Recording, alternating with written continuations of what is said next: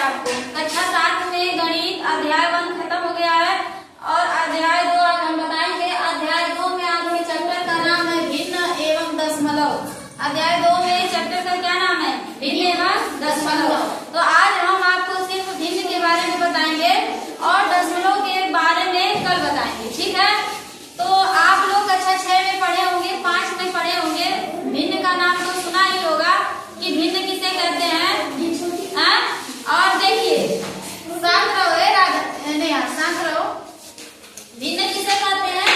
यहाँ पर हमने परिभाषा लिखा है, यह आप लिख लीजिएगा। जब किसी वस्तु को समान भागों में बांटा जाता है तो प्रत्येक भाग एक वस्तु की भिन्न कहलाती है। भिन्न की परिभाषा है, जब किसी वस्तु को समान भागों में बांटा जाता है कि असमान? समान। हाँ, समान भागों में बांटा जाता है तो प्रत्येक भाग एक वस्तु की क्या कहलाती है? भिन्न कहलाती है। सबसे पहले इधर ध्यान दीजिए, जैसे कि कोई संख्या बटा में लिख लीजिए, कोई दो संख्या बटा में लिख लीजिए। मान लीजिए जैसे देखिए हमने 4/11 लिखा है। अब इसमें अगर आप, यह एक प्रकार की भिन्न है, ठीक है? अगर आपसे इसमें कोई पूछे कि कौन अंश है और कौन हर है तो कौन बताएगा? बताइए, ऋषि बताओ। ऊपर का अंश और नीचे का हर। Very good. बटा पर का जो ये दो संख्या है तो जो ऊपर का होता है उसे हम क्या कहते हैं बच्चों? अंश कहते हैं और नीचे की संख्या को हर कहते हैं, ठीक है? तो इतना सबको समझ में आ गया कि अंश किसे कहते हैं और हर। आपको हम बताएंगे कि समान भिन्न किसे कहते हैं? जिन भिन्नों के हर समान होते हैं उन्हें हम समान भिन्न कहते हैं। हर का मतलब तो समझ में आ गया। नीचे